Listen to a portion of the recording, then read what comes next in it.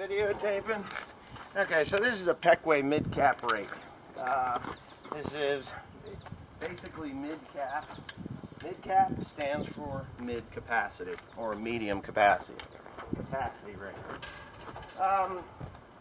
It's a little too light for my application, and I'm not going to be shy about this.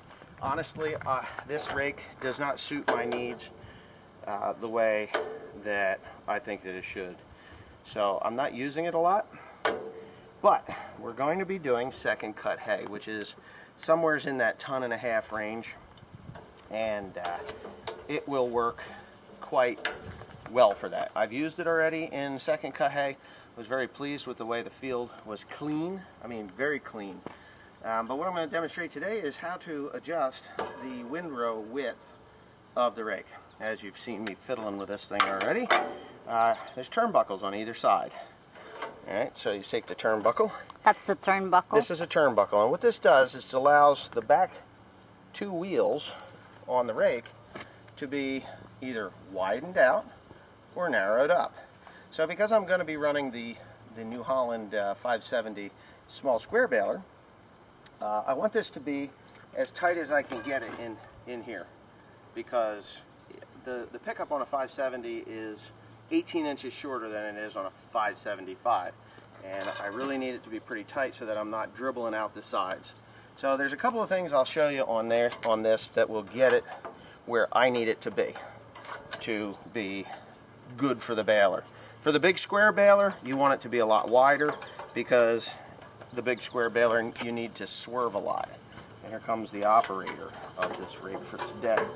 So, what I have done is I have made this about as straight as I can with the, I think I'm already as narrow as I can get. Right, so there's 3 adjustments here to widen the front of the rake. And then, of course, you've got the turnbuckle. I'm already in the narrowest possible slot that I can get. All right, so it's just basically a hitch pin there. Oh, I see. Yeah, and this one here is the same thing with the other one. Yeah, it's all the same. They're both the same. Everything's symmetrical on this thing. So what I'm going to do is I'm actually going to leave this one loose, and I'm going to tighten or loosen this one up also, so that they're both identical, and when we get to the field we'll be able to tell how it's going to be. As you can see, just a couple of quick turns on this thing, and it's just about where you want it. And this is usually something you're going to want to do before you go to the field, because once you get to the field, you may not have a wrench or whatever. So I still think that's too wide. That's still wide. I really do. Yeah, a little bit too wide. So, yeah. Give it about 3 inches on each side. Yeah, so yeah, that's what we'll do. Where's the clip pin for this thing? I haven't gotten you one yet, but I'll give you one. So I want it. Wait a minute, that's good on that side. Back it off one. Good, right there. Fine What tune. we got flying around? What do we got flying around? Little planes. Huh? Little planes. Oh yeah. Donald Trump's gone. Donald Trump isn't up at Donald Trump is gone. So there's a wide range of distances you can go with this thing. And yeah, give it a little more on that side. well, yeah, I know. I want to get it quite Good, right there. even. I like that. I'm happy. Yeah, because what's going to happen is these things actually raise the hay up off the ground, and then it collides into one another, and then actually settles down. I'm disengaging 2 of your front ones, so that we're not. I might even do 2 on each. 2. I don't want too big a windrow, because I got to have it dry out. So I think if I take 4 of them out of the way, and I'll show how to do How do you do that? I'm going to show you. As soon as I'm done here. I show you. Excellent, right? I show you. I show you. Let me show you its features. Right? The Slingshot channel, right? We got to give him props too. He quit his job to go full time. Did you know that? Full-time YouTuber. So anyway, what you do is you pull that sucker out there. Where? Where do you Voila. pull? I didn't see well, I'm it. going to give you another opportunity to catch that. Ready? All right, so you got the little clippy here? Oh, Come in here. It is awkward. Pull that out. okay. And you move it to the top section. Reminded me of Sheldon and Amy. Who? Sheldon and Amy. Sheldon. I don't know who Sheldon and Amy are. So that's all how you engage it? You just take off the little pin? We're going to go to the field and we'll watch him rake a little bit. Sheldon? You don't know Sheldon and Amy? No. Yeah, who is that? She's from the Hi, Philippines, Pookie. Dad. She isn't going to know. I won't be able to fit there. You're going to have to take the long way around. Ah, I got it. I'll go over here. Short enough. Okay. So this, you gotta take this out here. Well, watch. Ready? We'll do it one more time. All right. The little pin here, you pick this up, pull that out. That drops the springs out of the way, and then you move it to the top. Oh, well, that's easy enough. And yeah, it's very simple. So now, when he drops this to the ground, he's only going to have 8 wheels on the ground. And if you got too many, even then, you can go right on down the line. But the hay is pretty heavy, and I want it to be thin in the field so that it dries out.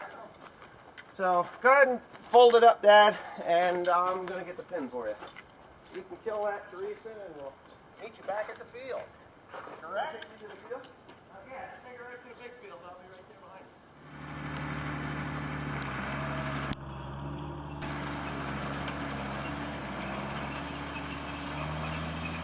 Perfect. Perfect windrow. What do you think? You see how the 2 wheels on each side are disengaged? That is making a really nice windrow, which would be perfect for the little baler. Hay. Want to go for a roll in the hay? I'd love to roll you in the hay. You're like a bumblebee in the hay. You're going to sting my ass, ain't you? Okay, so as you can see, the windrows are nice and tight together. Perfect for the little baler. If you get too big a windrow for the little baler, it'll dribble off to the side, and then you're going to be missing hay, and it's just not a good situation to be in with the little baler. Now that rake, you can either put all. If I was going to be doing this with the large square baler, I'd have all 12 wheels on the ground, making this windrow nice and big so that I can, fill the baler and go faster. But the little baler, sometimes slow is better. Now this hay is not ready to bale yet. And I'm going to show you a little bit on how to test your hay to see if it's ready. Now, it can look good, right? And you can go buy electronic equipment to test this hay. But a quick gauge is if you do this. All right. I did that about 5 or 6 times, and I still have a rope of hay here. All right. This is too wet. If I was to get a handful of very dry hay, which I think I may have right here, less that, all it would take is 3 twists and it'll come apart like that. So if you do 3 twists and you got 2 halves of hay in there, you're ready to bale. But if you reach to, say, the middle of the pile there, and you're going like this, you're going like this, you're going like this, it's a rope. This is going to be too damp. You don't want to bale it. Or you just go buy the electronic gizmo that you get from, say, Tractor Supply Company, or even John Deere, or Delmhurst makes a really good one. It's going to cost you about $400 for that little unit. It could make you $400 in a matter of 1 20-acre field, if you're not going to, over spoilage. Now take a look at this thing as he's coming past, and you can see that rake is really working that 200 horsepower tractor. I mean, it's actually 175 horsepower, but he's working it hard, isn't he? Oh my God. So now he made a clump. That clump is not going to dry out no matter what I do. So this Pequea Mid Cap rake, this is the application it was designed to do. It's rather versatile to do second cut, alfalfa, any of the lighter hay crops. Once you get over 2.5 tons, 2 1/4, 2.5 tons, you need to step up to the bigger rake. That rake is just, it's a puller type instead of a pusher type.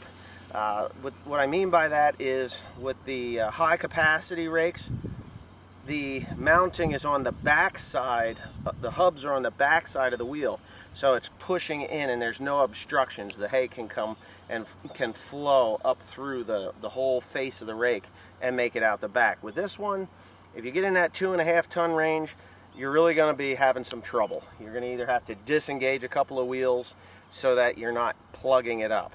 That's a whole thing with this rake, and I haven't really shown too much of it doing that, but yeah, because I know when I'm doing second cut, which I have done a fair bit of it this year, I've always hooked up to the Pequea Mid Cap rake, and it's done a phenomenal job. Another reason I'm cutting the windrow size down is because this is still damp. The ground is very damp. I need less in a windrow so that the sun can dry it out faster, so I can get this job on the, get this hay in the wagon, which my wagon is there, one of them, and we're getting ready to go. Yes, it's a rusty mess, as Miss Teresa has pointed out, and I think she just got herself a job. I'm going to get her some paint.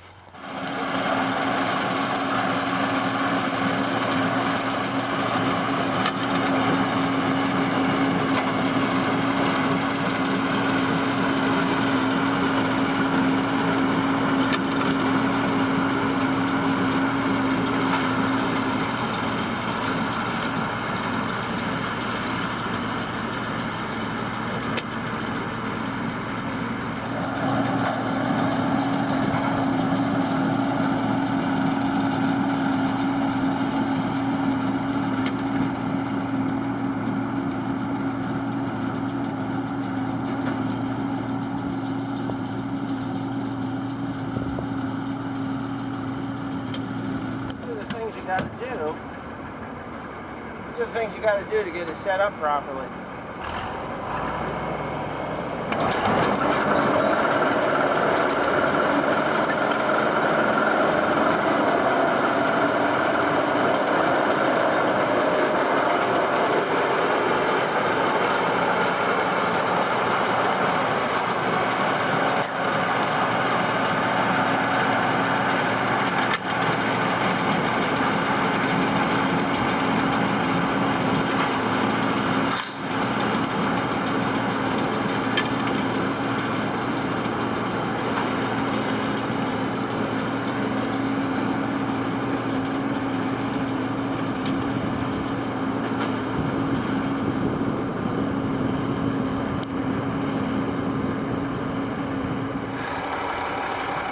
How is it?